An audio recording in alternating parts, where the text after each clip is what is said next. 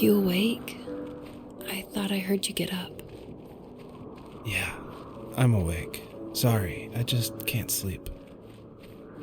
Are you thinking about him? Yeah, a bit. Usually get back to sleep, my love. I'm fine. No, it's okay. What else is on your mind? I don't know. It seems weird, but I had one of the most vivid dreams of my life. I saw a fox on a snowy mountain, just looking confused and worried. Those eyes. I can't get those eyes out of my head. She was running in the windy snow, looking for something. Do you think it has to do with you and what's been going on? I don't know. It was just a dream, Rachel. They're not meant to make sense. A lot's happened the past couple days, that's all. Well, if you're not going to sleep anyway, you should tell me. I want to hear. All right.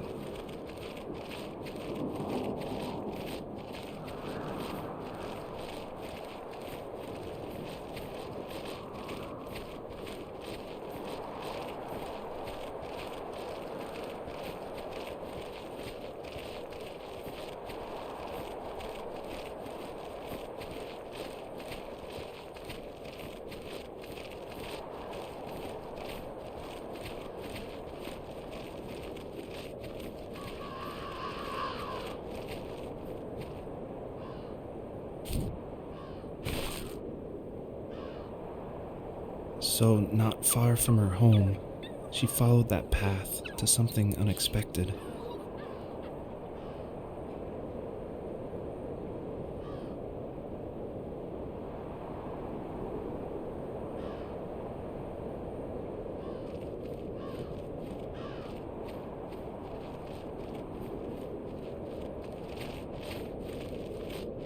She couldn't stay, though. She had to find her other 2 children. So she took that path. She followed it towards something ancient. Something with answers.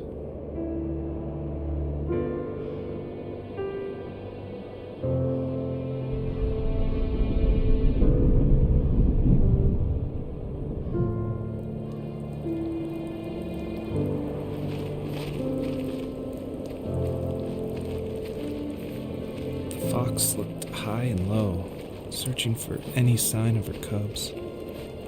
Points of light showed the way to this ancient tree. It was as if each one had a story to tell, all their own. The land was trying to tell my story, too. I felt like I was right behind her the whole time.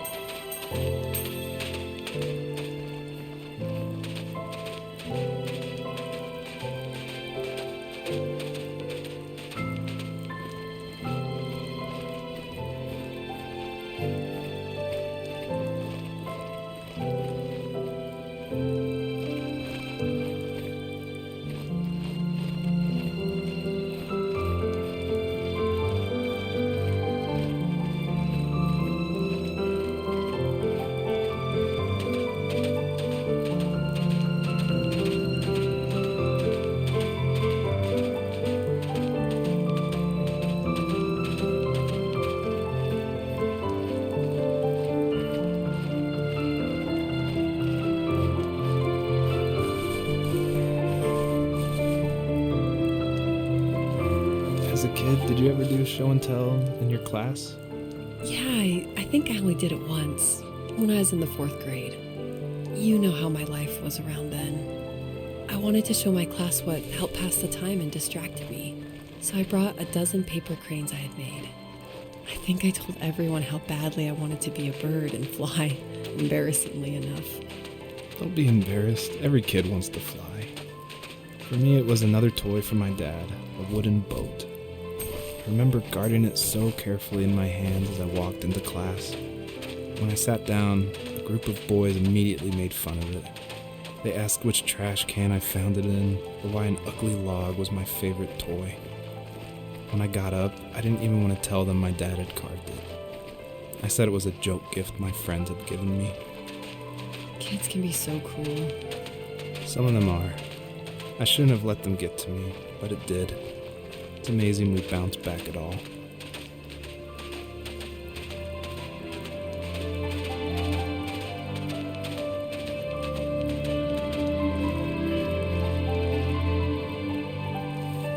Do you remember what my dad did for a living?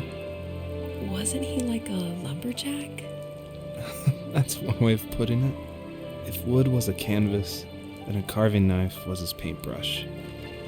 Even after working a 50-hour week, even after his hands were more splinters than skin, he would bring home the nicest piece of Alaskan weeping cedar and make me toys. That wooden train was the first toy I can remember, and I loved it. I just knew from a young age I was going to be a lumberjack, like my father.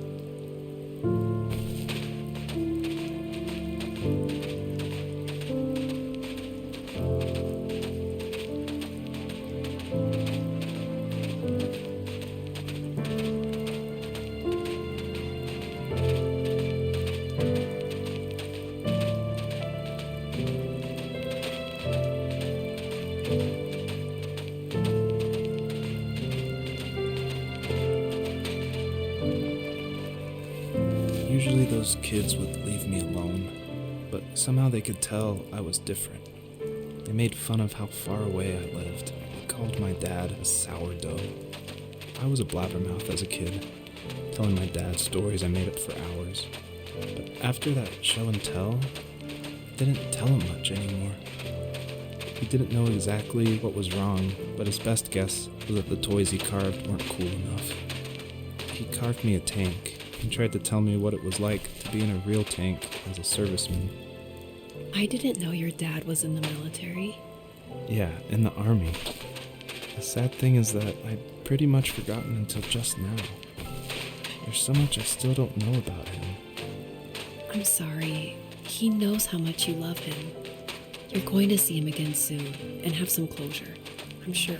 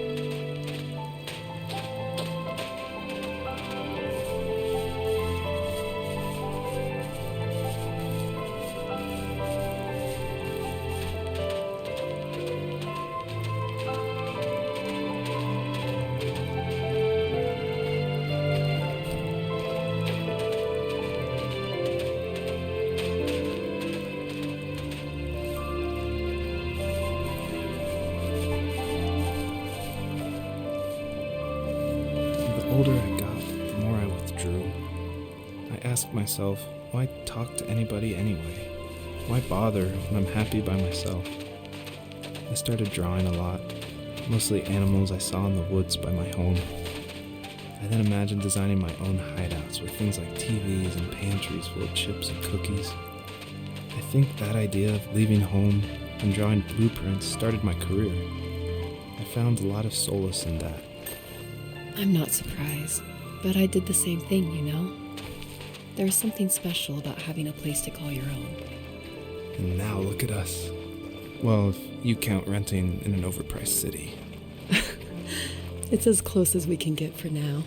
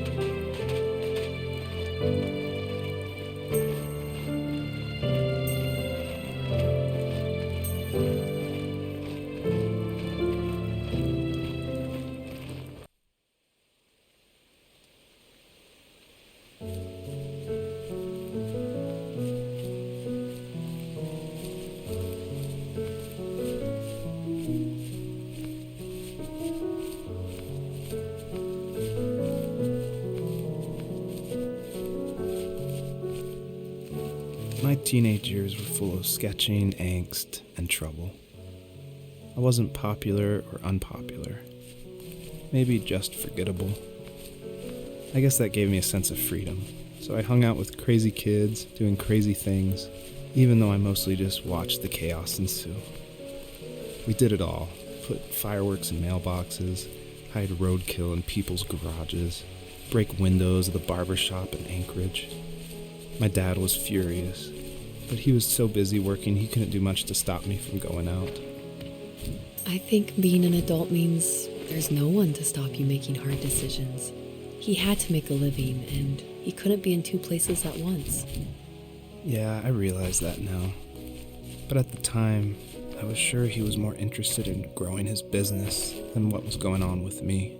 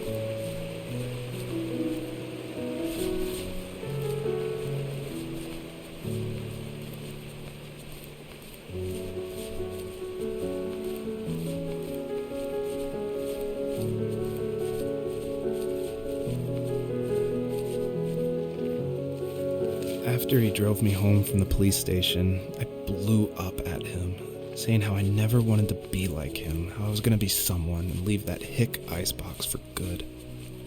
He just looked forward at the road with tired eyes. I took out that bluegrass tape from the cassette deck and chucked it out the window. In my sage teenage wisdom, I thought I proved the ultimate point, but my dad had a different idea. He slammed the brakes, slowly bowed his head while gripping the steering wheel, and finally looked at me.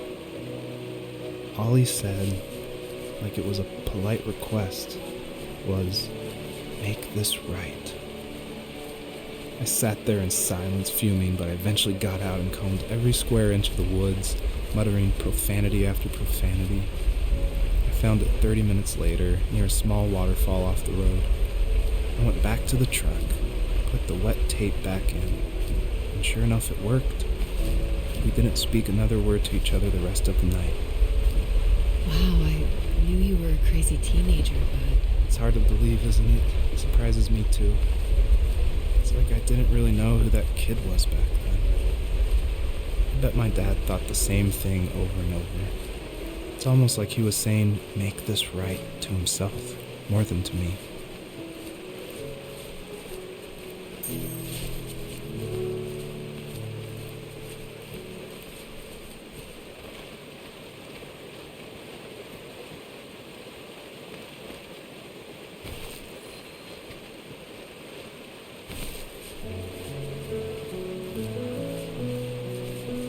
My friends would laugh about that night and talk about how crazy it was, and I laughed along, pretending it didn't bother me.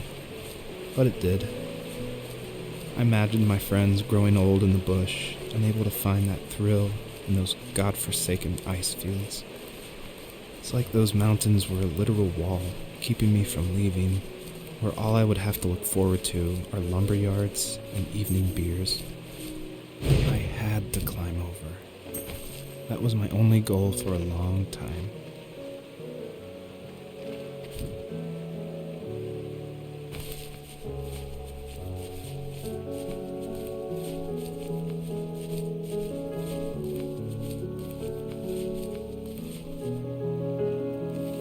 If there was some way I could take my love of drawing and turn it into a way of escape, nothing would make me happier. I wanted to create instead of tearing trees down.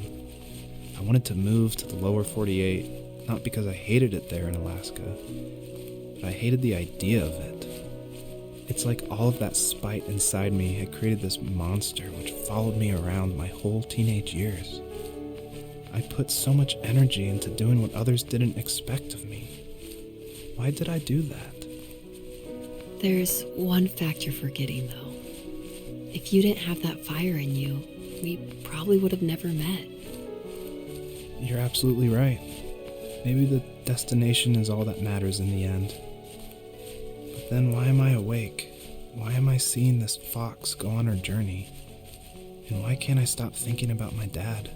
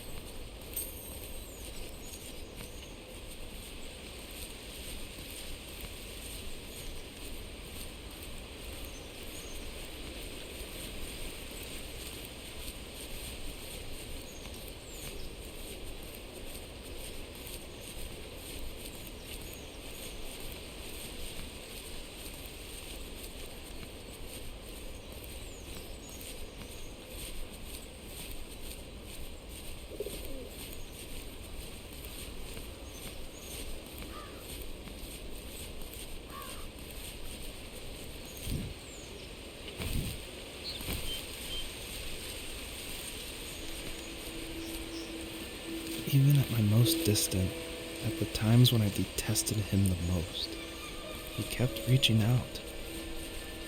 For a year straight, he asked me every week when we were going camping. I thought he was just dense. Eventually, to shut him up, I agreed. We carried out the worn lawn chairs from the garage and set up a cinder block campfire at the site we'd always used behind the house. We walked down the mountain path, talking in the warm sunshine we only got a couple months of the year.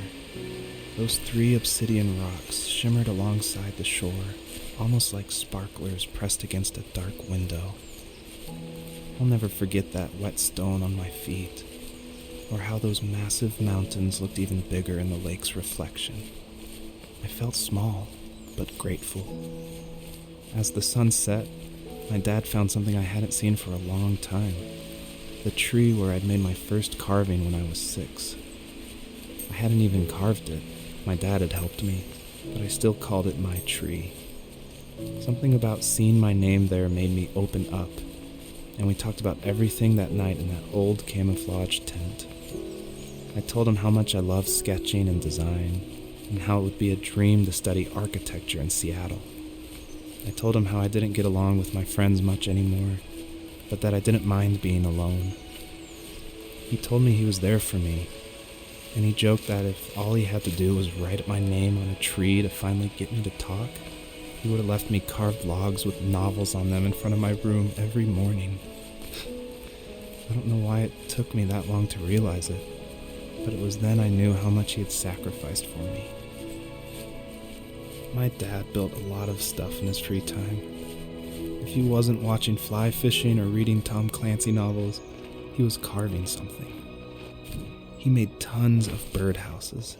Not that he was into bird watching, but I think he really missed working and adding on to the home. If he couldn't afford the time to build onto our own house, he would have to settle with watching birds move into their little homes.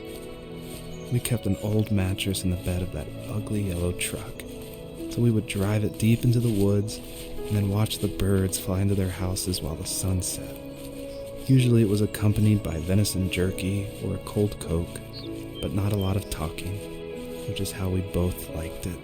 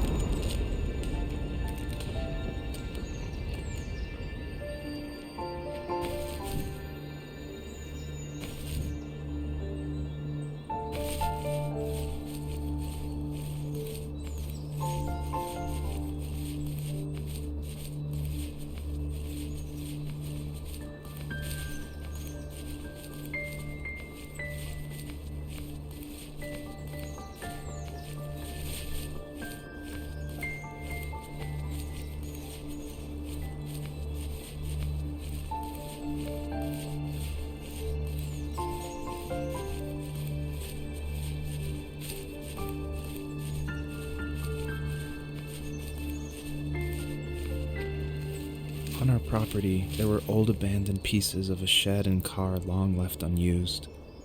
I used to ask him all the time who those people were that left all this junk, and I'm sure he got so tired of hearing it that he made up some elaborate stories how a brown bear ate them and haunted the woods afterwards.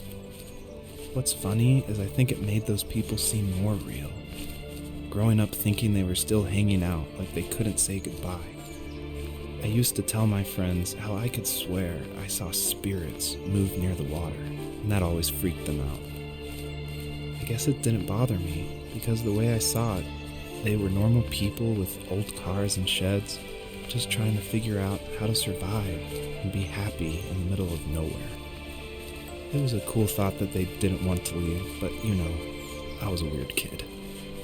Well, you had good company since those ghosts liked living in a place where they were brutally devoured.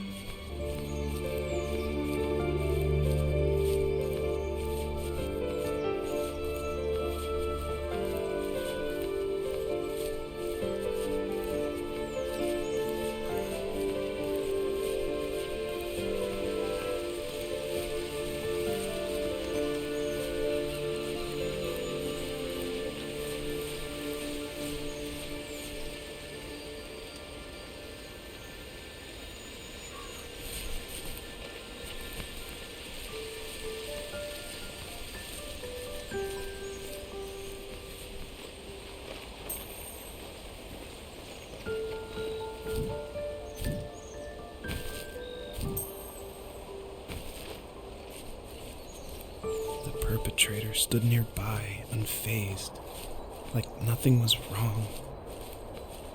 My dad is dead, and he's never coming back, Rachel. I can tell you these stories, but I can never reminisce with him again. He can never hold a grandchild that we'll probably never be able to have. I can never talk to him again, and I'll never be able to say I'm sorry for everything.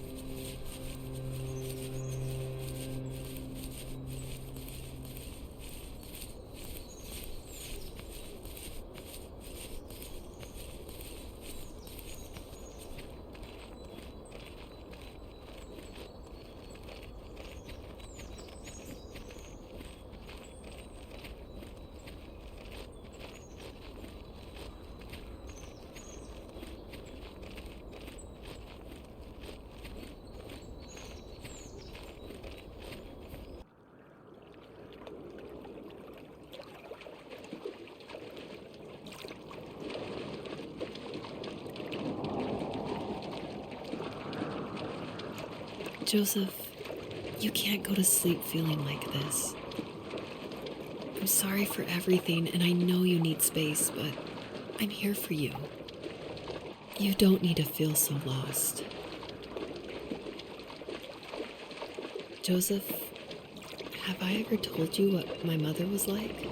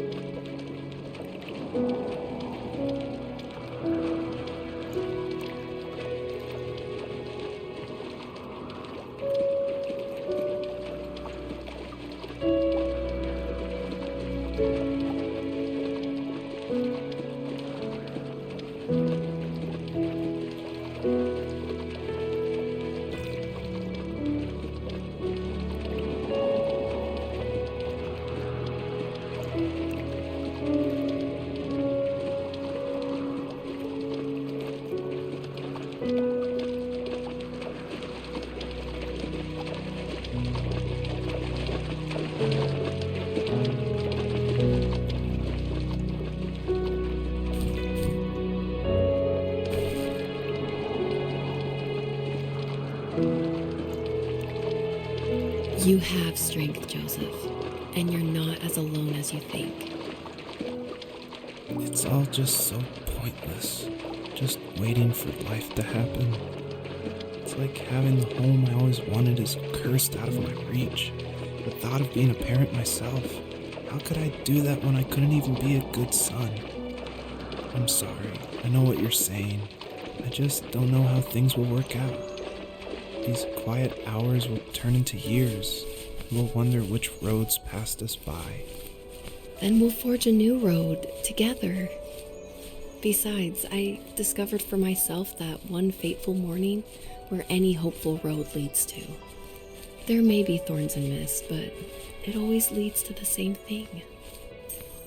And what's that? Family. I'm so glad that you're part of my family, Rachel. And I'm glad you're part of mine.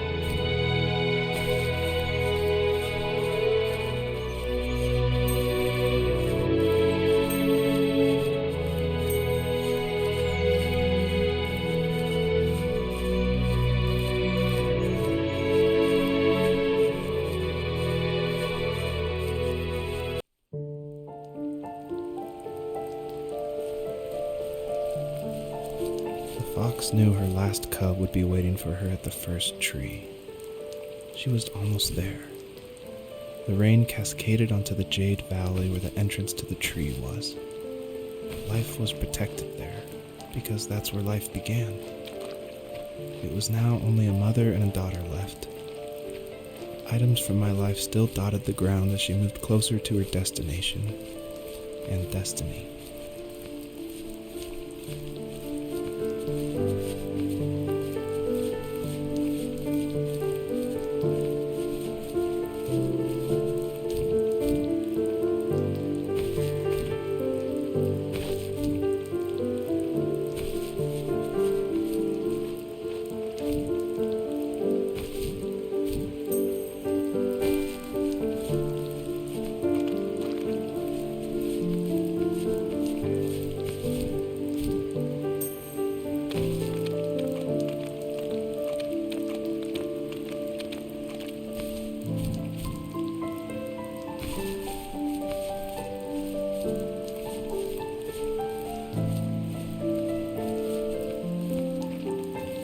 At the end of high school, I felt something I hadn't felt in a long time.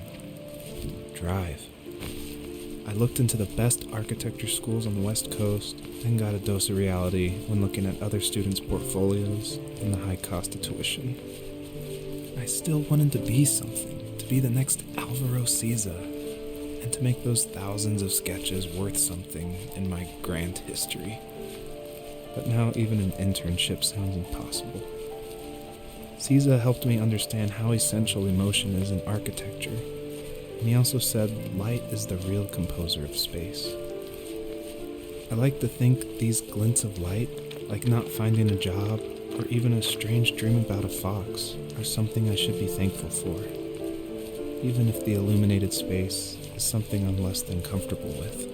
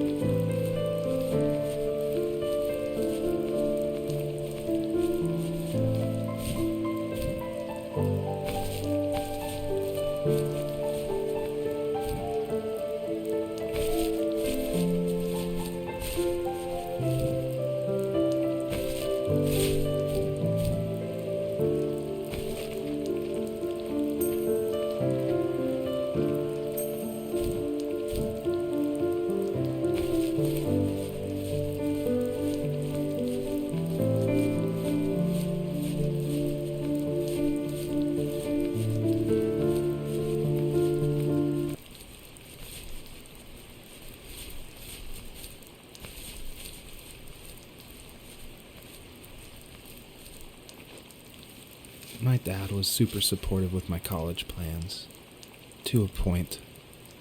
Things were okay until this terrible accident happened. I guess a forklift flipped over due to a bad axle, and it crushed one of the workers there. My dad didn't eat for days, even though he wasn't directly involved. It devastated him. Not only did it hurt the business, but it just freaked him out. He would talk in his sleep, muttering things about firing people and saying sorry. One fateful day he approached me, said that since my school search wasn't going well, I should finally be a man and take over the family business. He said one day he was going to die, and that all of his work, sacrifice, and even that man's life would be wasted in vain. I just lost it. Teenage me just exploded at the thought.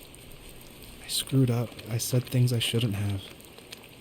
He was having a crisis, and I pretty much spit in his face.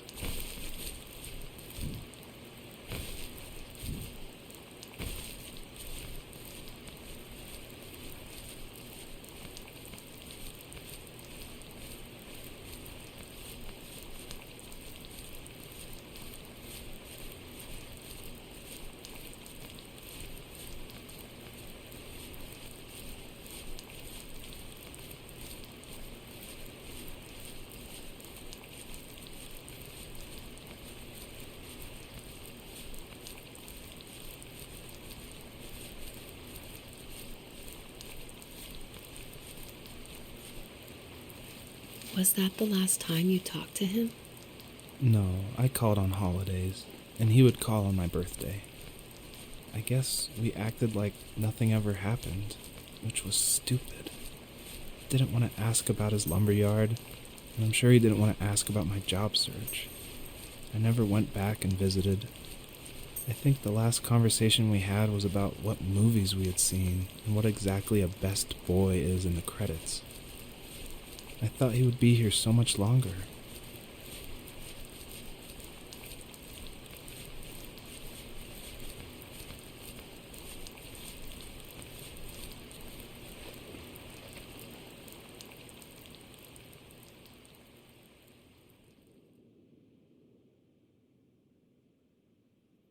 In the distance, the first tree illuminated the wasteland. She couldn't go home anymore. She did the only thing she was capable of. Moving forward. My dad died alone in the middle of the wilderness. I should have been talking to him more. I should have done a lot of things differently.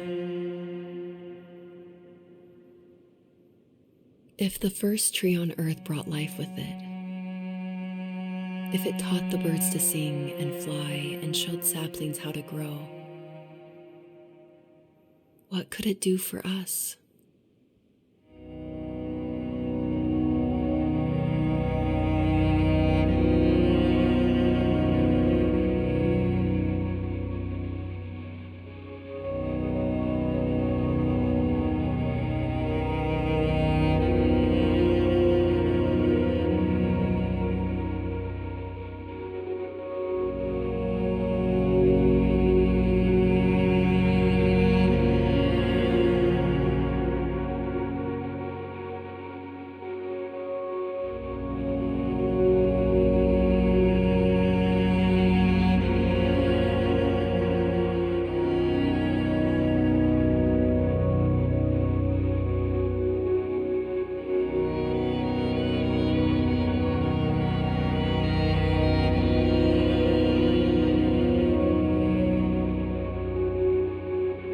There was a letter I received yesterday from a name I didn't recognize, with a quote I can't stop thinking about.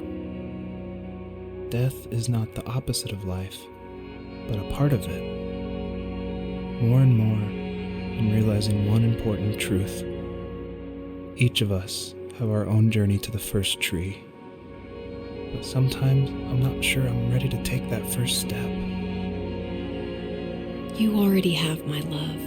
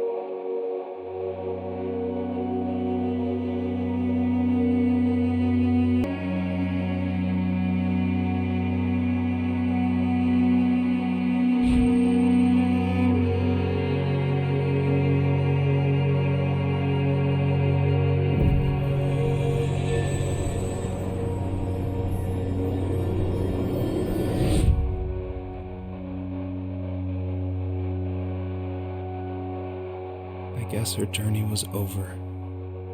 But I have no idea. It was only a dream, a distraction from tomorrow. I don't think dreams normally bring back to memory so many important feelings. Maybe it was just a dream, but it was also a gift. Yeah, I suppose. But tomorrow we're getting on a plane to the last place on Earth I want to be. The only person that would have made the trip worth it is gone. You're going to see him and be with him one last time before you say goodbye. I have one last quote for you by Emerson, sealed in an imaginary letter from me to you. It is the secret of the world that all things subsist and do not die, but only retire a little from sight and afterward return again. Go to sleep, my love. We have a big day tomorrow, but I'll be there with you every step of the way. Thank you. Thanks for listening. Good night, Rachel. Good night, Joseph.